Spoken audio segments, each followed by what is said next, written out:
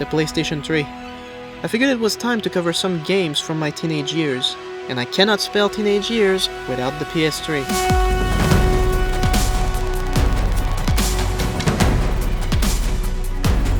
Today, Sony's PlayStations are renowned for their variety of high-quality exclusives, such as God of War, Horizon Zero Dawn, The Last of Us, and Uncharted. But for every successful game to come out of Sony's PlayStations, there are many games who either were not successful enough to warrant a sequel, or were just straight-up failures. So join me for the next 3 episodes as I rediscover 3 exclusives from the early years of the PS3. Are they as good or bad as I remember them? Have they gotten the recognition they deserve? Let's find out.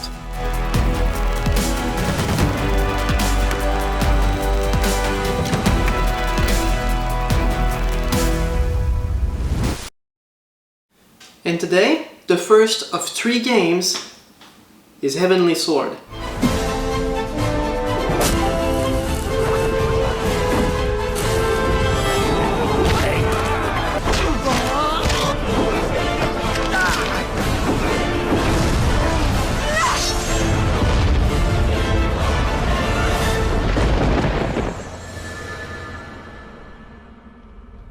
Heavenly Sword was heavily promoted before its release.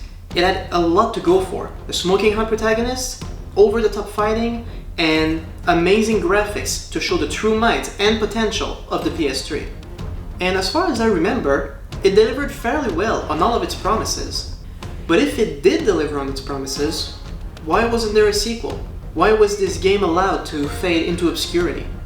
Maybe a fresh perspective, over a decade later, will give us some answers. With that said, let's go.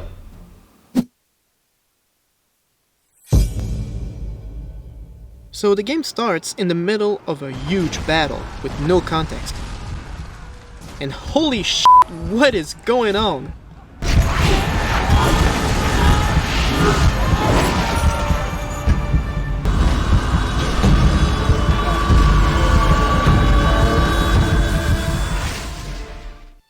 But your character dies very quickly and is thrown in hell, I guess?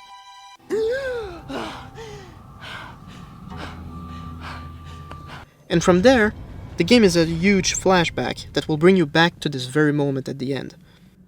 So the game centers around Nariko, who must protect a magical sword from a powerful warlord named Bohan. Although the sword is powerful, no one can use it as it will drain the life of its users. The first part of the game has you fight with the remains of your clan, clinging to survival in a siege. And right here, we already get our first gameplay experience. This is pretty intense and fun. The sound effects, the slight slow motions here and there, and the over-the-top moves is center stage to this game.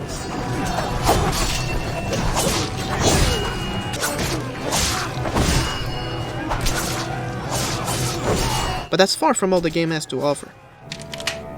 Assassins approaching from the forest. The very next stage has you play with a different character, Kai, who's sort of a slightly less deranged Harley Quinn. Shh. You've had your playtime. It's Kai's turn now. Kai doesn't fight hand-to-hand, instead using a semi-auto crossbow. And here the game gets even more interesting. Trying to shoot the soldiers like a normal shooter is almost impossible. But if you hold the fire button, you can actually control the bolt and navigate it in slow motion to reach your target. And the way you navigate the bolt is by literally moving the controller around, using the motion sensors on the controller. This is the closest thing this controller comes to the Wii. And here, it works really well. And I love that enemies react differently based on where the bolt lands. In the next stage, we're back with Nariko, who must now use an overpowered cannon to destroy incoming catapults. Much like with Kai, you can actually control the cannonball's trajectory to hit your targets.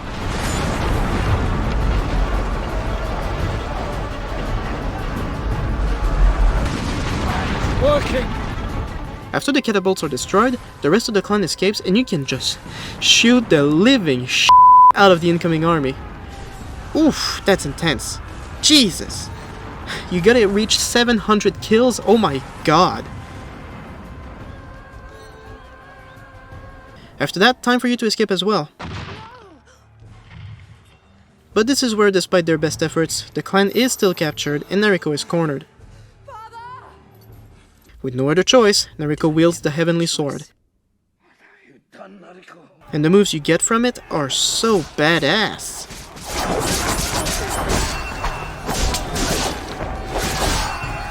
It's actually quite impressive how versatile the sword is. It has 3 styles: speed, range, and power. In speed, the standard one, the sword is actually split in 2 for quick attacks. In range, the swords are used with chains, sort of like Kratos, for area attacks. It also helps you block incoming bolts.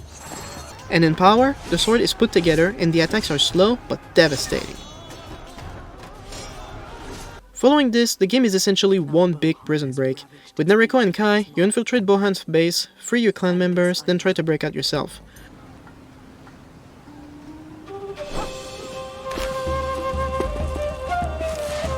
What in hell is that? Cut the ropes!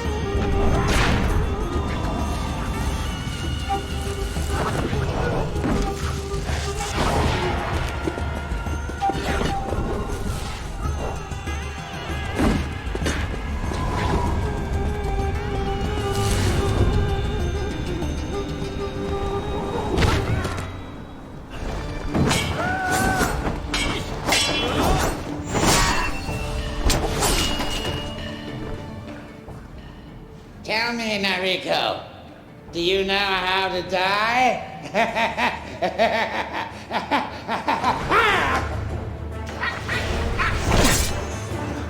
Over the course of the games, you have a few bosses to fight, and those fights are okay, but they're also predictable. Those fights often include quick-time events. Again, this just reminds me of God of War.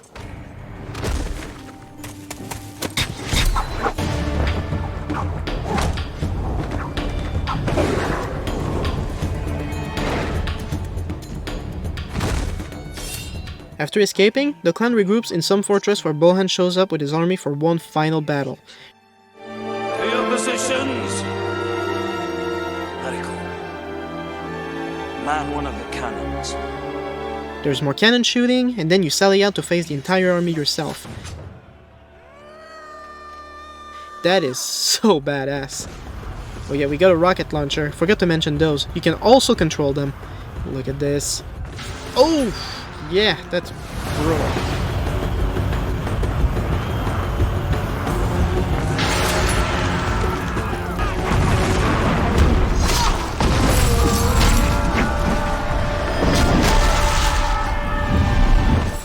But that's also bringing us back to the beginning of the game. In the most crucial moment, the sword kills Nariko and it seems the clan is lost. But back in the underworld, Nariko has a little talk with the spirit of the sword to convince it to let her go back. Without me, all you will become is a beautiful object to be admired behind glass. And then you will gather dust. Then you will die. I am all you've got! And just like that, not only is she back, but she's now a goddess.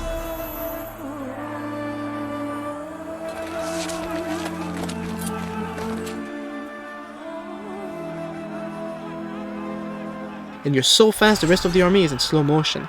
Cool detail. And now you can just kick the shit out of them. Actually, you don't even have to kill them. You can just let them touch you and they die. That's how ridiculous it is. And from there, Bohan also uses some power of darkness to face Nariko. It's a final fight that offers a lot of potential for climax, but kind of ruined by the fact that I can't see anything. Look at this, the soldiers are all over the place. Get out! Come on, I can't see anything! In the second round it's no better because now Bohan has wings and they fly all over the place. I feel his fighting patterns, but I'm still fighting blind here, this is ridiculous. But in the end, like any good story, the good wins against evil, and so we have a happy ending.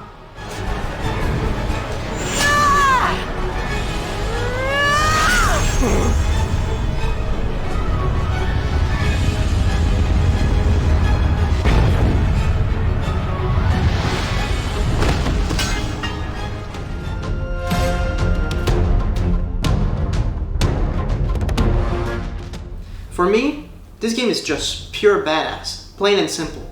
From the over-the-top combos to the surprisingly well-incorporated motion sensors, this is a pretty good game. The one thing I did not remember though is how ridiculously short this game is. Playing the game from beginning to end, less than 5 hours. for a single player game with nothing but story mode. So obviously, if you're trying to sell a massive exclusive game in the early years of the PS3 and you're charging $30, maybe $40 or more for a brand new game and it's only 4 hours long, that's bound to be reflected in the reviews. The only real replay value to the story comes in the form of unlocking medals for every chapter you complete. For every chapter you complete, you can get up to 3 medals that you get from using a variety of combos without getting hit. By doing that, you can unlock fan arts in the gallery section and new combos that you can then try out. But as far as I'm concerned, I never cared much for combos. Trying to type in weird combinations, I lose the interest. And the fan art is cool, I guess, but if that's the replay value, there's not much replay value. So the gameplay was awesome. The story is short, but is it any good? It's okay, I guess. It definitely had the potential for more. Just look at Nariko. She's a hero that doesn't seem to know what she wants out of life. She never really had any choice in her circumstances. She herself says she doesn't care about the sword. The clan believed that guarding the heavenly sword was an honor, but I did not. I despised it. I secretly imagined that maybe the heavenly sword was just a sword. So with all of that, what is her motivation for fighting Bohan? Why does she care if he gets the sword? After all, it's only a war trophy for him. How could Shen be so foolish as to trust you with the sword? You of all people! And both her clan and father openly despise her. There was a lot of potential here to show inner conflict within Nariko. If Bohan was not stereotypically evil, there could have been a possibility that Nariko deserts her clan and joins Bohan. It would have been a very interesting intrigue that could have extended the game's length by several hours at least. What do you say? Bird or worms? It's tasty. Kai is okay too. We're never told what exactly is going on in her head. She seems a little nuts, but is still reliable, I guess. She was definitely meant to bring a bit of humor, but from her own lack of maturity, the humor often falls flat. I actually remember my family passing by the TV while I was playing with her, and I'd feel embarrassed from the occasional cringe. Sorry, things get rather... Come on through! Twing-twang. The villains, though, are pretty cool and hilarious. They only have one scene together, where it's obvious they have no cohesion. It's a matter of opinion, sweetie. Did something speak? I can smell something fishy. To a sexless sky and a Excuse me! slime poking out of every orifice. Excuse me! I like laughing. Silence! And you can tell Bohan is incredibly embarrassed. He wants to show off strength and power, but every time he's around them, it's just a hot mess. And I did find funny that the only son he has is everything he tries not to project. My most sublime king. Steady. What have I told you about calling me that word? With that said, one of the most, if not the only true heartfelt moment in the game is when you fight Bohan's son, Roach. Roach is only fighting to get the approval he so desperately craves, while Nariko is just trying to survive. But as Nariko defeats him, he takes in more insults from his father, who eventually seems to disown him. I felt Roach's sadness in that moment, and really sympathized with him. You utter failure!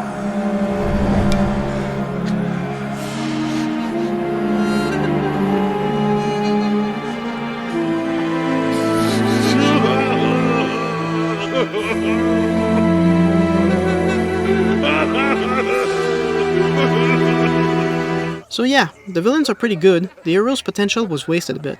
The story is alright, just really short, and therefore not memorable.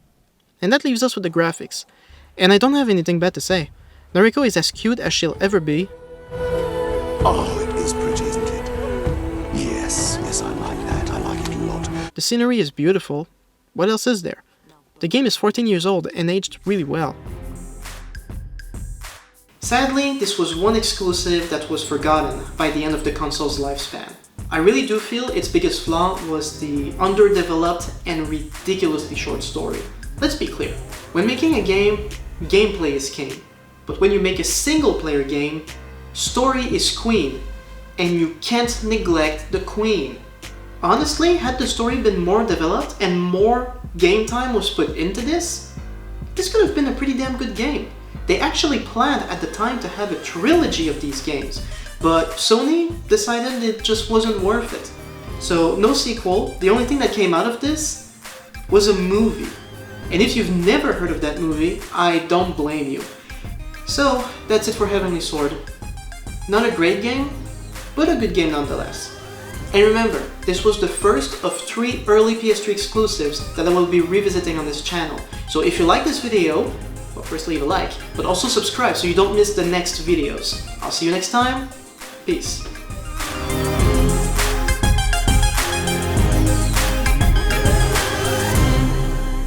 By the way, just a little bonus. Bohan was voiced by Serkis, which is fucking awesome. So to finish this video, here's my favorite moments from Bohan.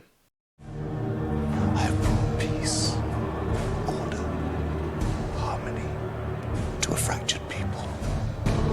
But yet, there are still those who refuse to see our greatness. And we must cleanse the kingdom of the perverts, the fanatics. Must annihilate the degenerates who defile our pure and wholesome minds. We must destroy that female hell hag who lures me ever towards her, waiting for the moment when she can sink her slavering jaws into my sacred genitals! It's bad enough seeing you blot out the sun each day without being reminded that you sprang from my youthful and exuberant loins. Sorry, Daddy.